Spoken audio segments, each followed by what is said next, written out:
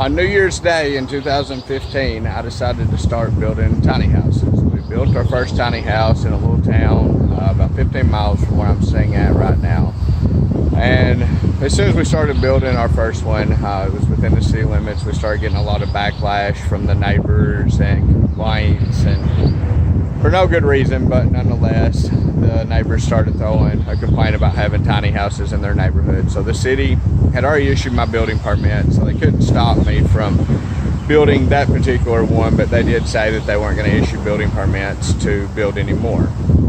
So shortly after that, I decided that I was going to build a tiny house subdivision. I had to find the land and a place that I could put it on, but I wanted to build a tiny house subdivision. So here's my tiny house subdivision that I started building in 2015, I believe, is when we actually started. We started with this house right here, had it brought in. Well, actually, let me back up a little bit. First of all, I bought this land for delinquent taxes at a tax auction.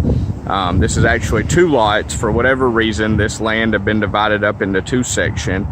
One lot stops about right here, and then the second one continues on back to this ditch line here. So in order to buy all this land and have all this to work with, I actually had to purchase 2 lots, both of which were on the tax auction.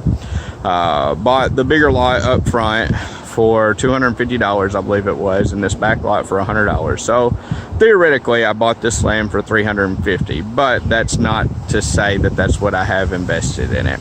It's 100 by 160 lot that we've got 3 houses sitting on. You can see we've got room.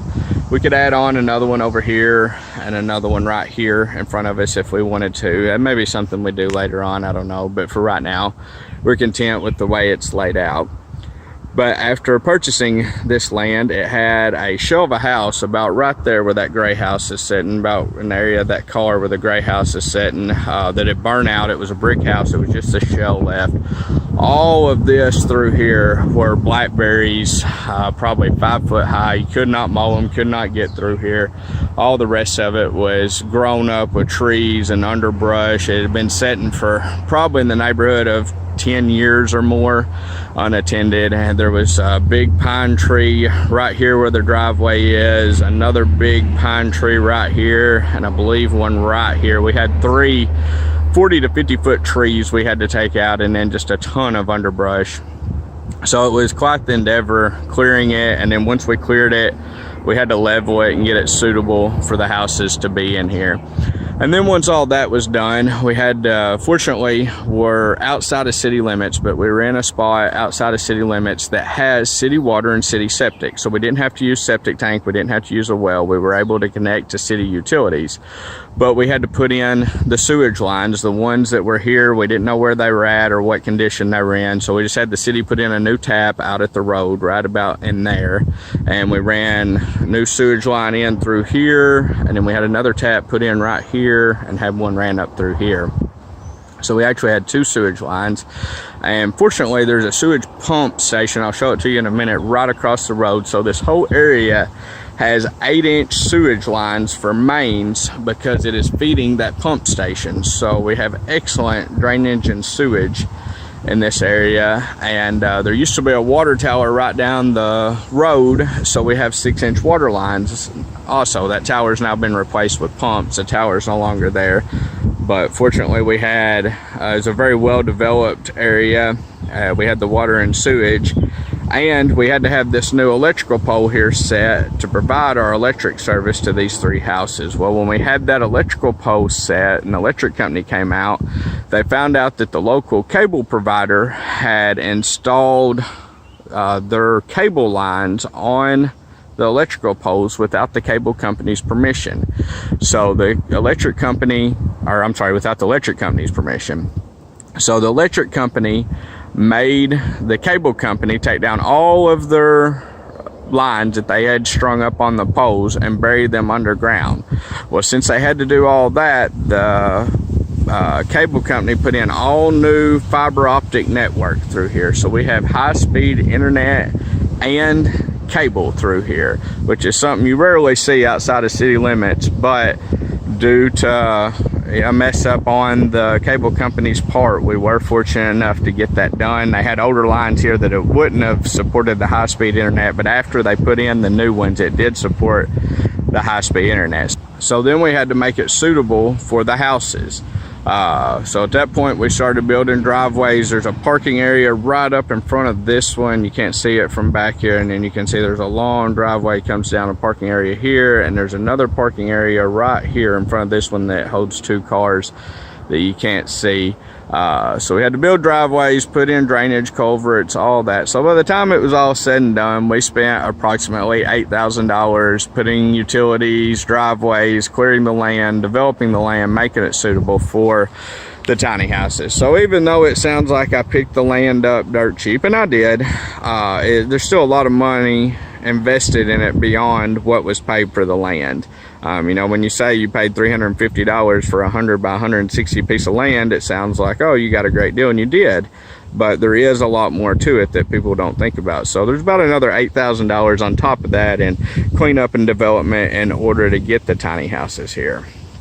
So now a little bit about the tiny houses. This is the newest tiny house back here. This is the first one we moved in, and this is the second one. I'll start with this one. This is a 2016. We started clearing this in 2015, but I think by the time we all got it all done, it was right at the beginning of 2016 before we moved the first one in. So this is a 2016 tiny house by Legacy Homes out of Texas.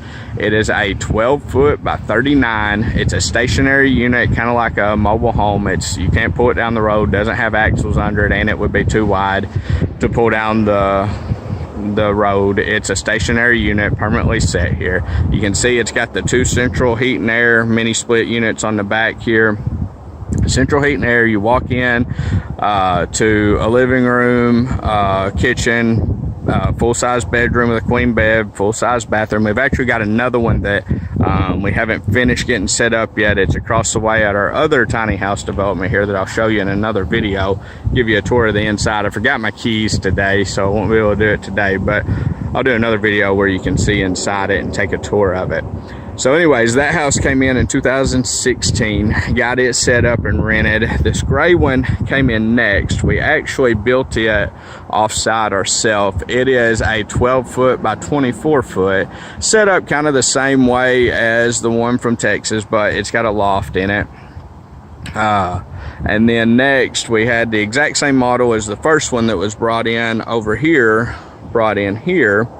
And it is a Legacy. It's a 2017 model, I believe. I think we did this one in 15, this one in 16, and then this one in 17. So over the course of 2 years here, we brought these in and developed them and set them up, and they've been rented every day since we got them here. These are rental properties. We don't live them in ourselves, but they rent great.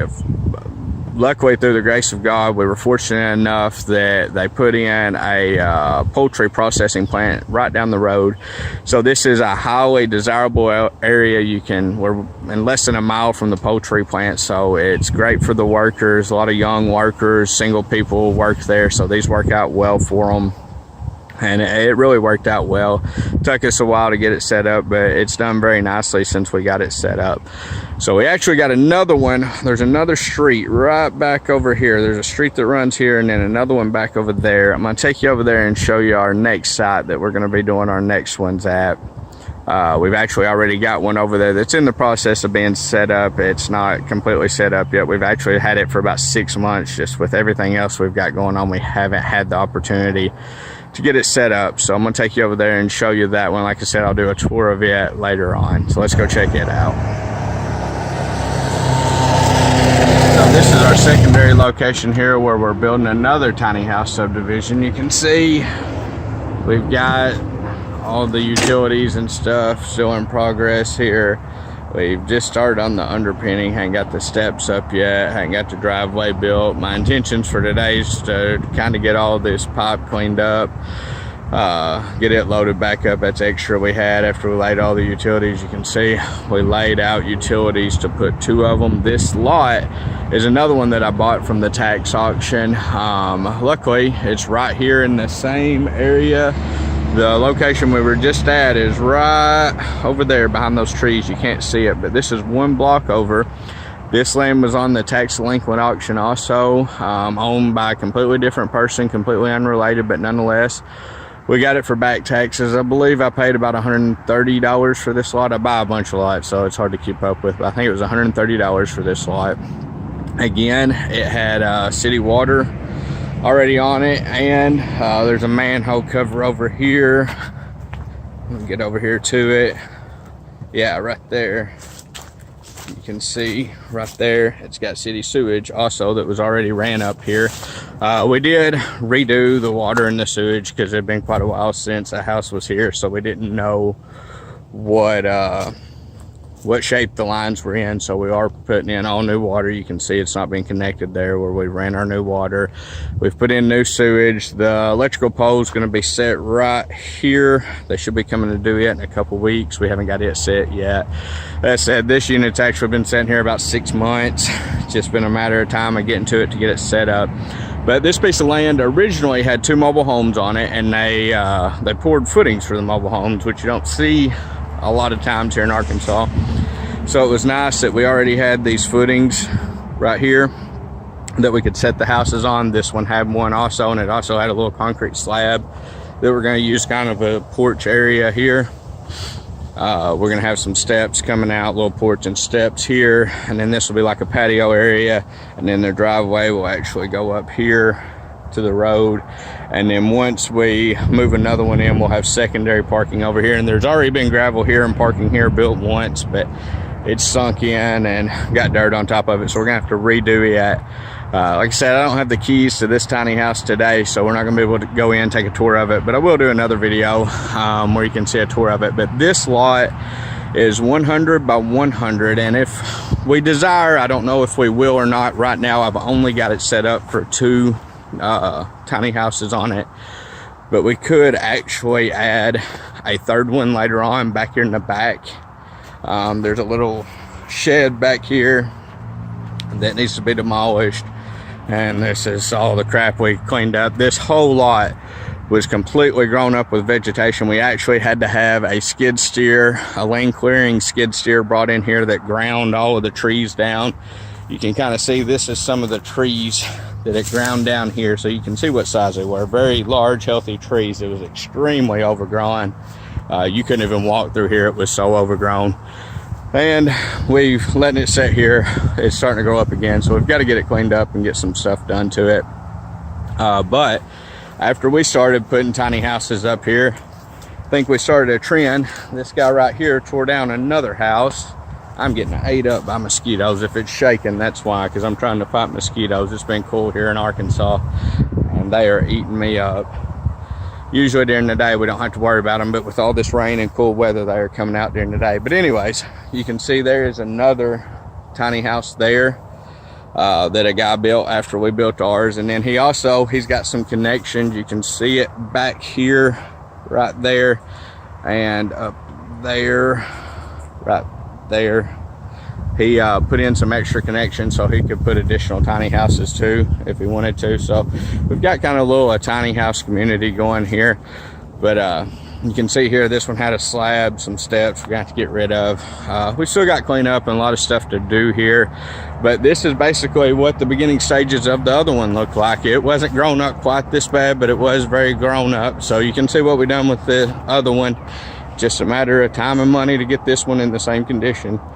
But my project for today, the whole reason I'm up here, is I'm going to try to get all these pipes cleaned up and loaded up, the extra ones, and get the cross ties set. So I'm going to work on that. I almost forgot the most important part. If you're into the tiny house movement and want to see more, be sure to subscribe and like the channel so that you can see us convert this big yellow school bus to a fully functional tiny house with a bathroom, kitchen, shower, sleeping for 6, living room that we're going to use to travel all around the country and film abandoned locations for our other YouTube channel. The link to it's in the description. We've already got to go to a ton of cool abandoned locations, everything from hospitals and casinos to factories, a little bit of everything. They're really cool videos. We went to entire abandoned neighborhoods where there's hundreds of abandoned houses. just be sure and subscribe to both channels and check it out so you can stay up with everything we're doing.